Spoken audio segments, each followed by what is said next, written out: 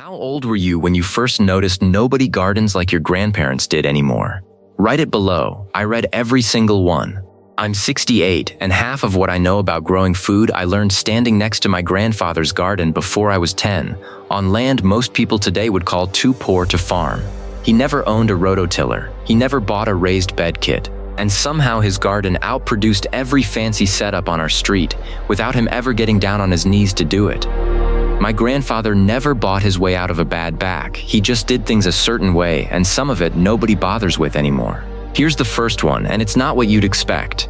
He gardened on a quarter-acre behind a rented duplex in Ohio, from the early 1960s until his hands finally gave out sometime in the late 90s, feeding a family of 6 most years on vegetables he grew himself, in a climate that wasn't exactly forgiving. Hot, humid summers, a frost that could show up before Halloween some years. None of what he did was clever in the way we think of clever today. It was just what worked when you didn't have money for shortcuts. And it turns out most of it happens to also be exactly what somebody with a bad knee or a bad back needs now, whether you ever farmed a day in your life or not. This one costs you nothing but a few bales of straw. Not hay, since hay is packed with seed heads that'll sprout weeds everywhere you don't want them. Straw is just the dry stalks left over after a grain harvest, and most feed stores sell it for a few dollars a bale. My grandfather grew his tomatoes, squash, and one stubborn zucchini plant every year in a row of old straw bales lined up along the back fence. He didn't do it because he'd read about it somewhere. Good topsoil was hard to come by on rented land in his day, and bales were what he had lying around from the neighbor's barn. What nobody tells you in the modern versions of this trick, as the straw breaks down from the inside out over the season, it composts itself and actually generates a little warmth, almost like a slow-burning compost pile standing upright, so your plants root faster once you plant into it than they would in cold ground straight off a spring thaw. And here's the part that matters most for people like us. A bale sits about knee-to-waist high all on its own, no building required. You just set it down where you want it. Soak it heavily for about 10 days to 2 weeks so it starts breaking down and cools off enough not to scorch young roots. Cut a small pocket in the top and plant straight into it. Next spring, you're out there with your coffee, working at standing height from the very first morning, same as he did 50 years ago. This next one takes 0 extra tools, and it undoes the single most exhausting habit in vegetable gardening, double digging a bed 2 feet down before you plant anything. My grandfather never did that for his potatoes. He'd plant the seed potatoes shallow, just a few inches under, and then as the plants grew, he'd keep mounding loose soil and old straw up around the stems, a little more every couple of weeks, until each row looked like a long, low ridge instead of a flat bed. The plant does the work of growing up into that mound, instead of you doing the work of digging a trench straight down into hard ground with a spade, what the modern how-to videos leave out entirely. Hilled potatoes also drain better in a wet spring because the tubers sit up above the water table instead of down in a soggy trench, so you lose fewer to rot before you ever get to harvest them. And the body benefit really is the whole point here. You're standing upright, scooping loose material sideways and up with a hoe or even just your hands, not bent double over a shovel driving it down into ground that fought you the whole way. By the time frost comes, you're not digging a foot down to find your potatoes either.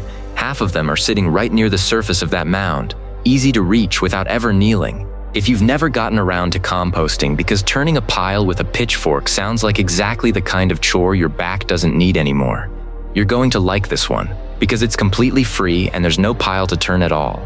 My grandfather composted right in the row he wasn't using yet that season. He'd dig one shallow trench, maybe 6 inches deep, drop in vegetable scraps, coffee grounds, dead leaves, whatever he had, cover it back over with the soil he'd just moved, and plant the next crop on top a few weeks later once it had broken down underground. No bin to build, no pitchfork, no hauling wheelbarrows of half-finished compost across the yard twice a week. The soil life, the worms, the microbes, does all the mixing for you out of sight while you're doing something else entirely with your time. I remember him telling me once that the whole trick to composting was simply not having a system complicated enough to give up on. And 40 years later, that's still the best composting advice I've ever gotten, core-averse or not. If your only objection to any of this so far has been that you don't have the money or the space for a proper composting setup, start here. You already own a shovel, and you've got one empty row waiting for something to grow in it next season anyway. But none of this matters much if you're still picking beans and cucumbers by bending down to a trellis that starts too low. And that used to wreck my afternoons in the garden for years before I fixed it the way my grandfather did. I'll get to that in a minute. If you've made it this far, drop the word straw in the comments. It actually helps this video reach more people our age. I'm not selling anything in this one. I'd just rather earn a subscribe than a sale this early. If any of this is useful, that's the only thing I'd ask for. Here's the fix for that trellis problem, and it costs whatever's already leaning against your shed or lying behind the garage. My grandfather never bought a trellis in his life. He used an old wooden extension ladder propped up at an angle against the fence for his pole beans and cucumbers every single year. The rungs put the harvest right at chest height instead of down near the ground, where a standard store-bought trellis panel usually starts, because those panels are built for the average plant, not the average 68-year-old back. Any old ladder, an iron bed frame, even a few sturdy branches lashed together with twine work exactly the same way. The material doesn't matter, the height does. The trick is propping your support up higher than you think you'll need, because the vine will keep climbing as long as there's something to climb, and it doesn't care whether that something costs you anything. Next August, instead of crouching down into a tangle of leaves at knee height trying to find where the cucumbers are hiding, you're reaching out at eye level, picking them standing straight up the same way he did off that same ladder for 30 years before it finally fell apart.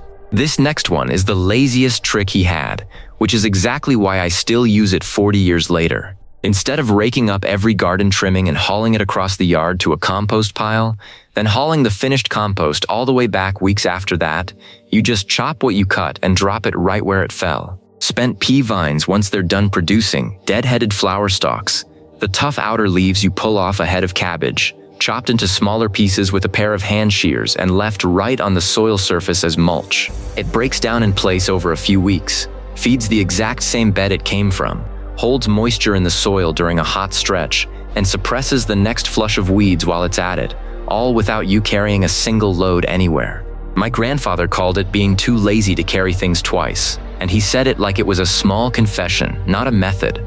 Turns out his laziness was better soil science than half of what gets sold to us in a bag today. Now here's one that's older than my grandfather, and he didn't invent it either. He just kept doing it because it worked. Long after everyone around him switched to a garden hose. Bury an unglazed clay pot, or even just a big terracotta plant pot with the drainage hole plugged up to its neck in the soil between your plants. Fill it with water and set a lid or a flat stone on top so it doesn't evaporate off or turn into a mosquito trap.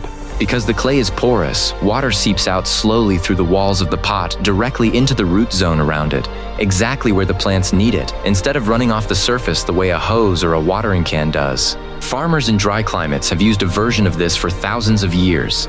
It's sometimes called an olla, from the Spanish word for pot, and my grandfather picked it up from an old neighbor who'd learned it from her own grandmother. The reason it matters for us: you fill that buried pot once every 4 or 5 days instead of hand watering with a can every single evening, bent over each plant one at a time. You do want to check the water level every few days rather than assuming it'll last a full week in the peak of summer, especially in a dark pot sitting in full sun. But even that quick check takes seconds standing up.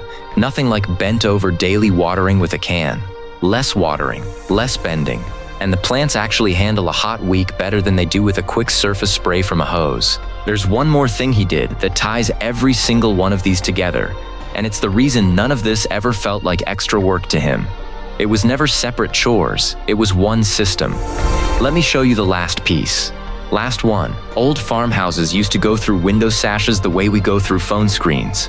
Cracked panes, swapped out frames during a renovation, storm windows that didn't fit anymore once a house settled. My grandfather never threw a single one away. He'd prop an old wood-framed window sash at an angle over one end of a raised bed, or a row of straw bales, hinged or just leaned against a couple of bricks, and that became his cold frame, extending his growing season by several weeks on both ends without him ever building anything from scratch or buying a kit. The glass traps daytime heat and slows down the frost at night. The same basic principle as a greenhouse, just scaled down to the size of a single bed. Because he was already gardening at waist height thanks to the straw bales and the hilled rows, propping that sash up meant he never had to kneel down at ground level to open it, check on seedlings, or vent it on a warm afternoon so things didn't cook underneath. It sat right at the same working height as everything else in that yard, because none of these tricks were designed alone. They were designed to fit together so that from spring frost to fall frost, he was never once down on the ground to do any of it. None of this needed a single tool I didn't already own, and none of it needed me on my knees. Not once, from spring to first frost. Straw bales instead of raised beds, hills instead of trenches, a buried scrap instead of a compost bin, a tall ladder instead of a low trellis, cuttings left where they land instead of hauled away twice, a buried clay pot instead of a daily hose, and an old window sash instead of a store-bought cold frame.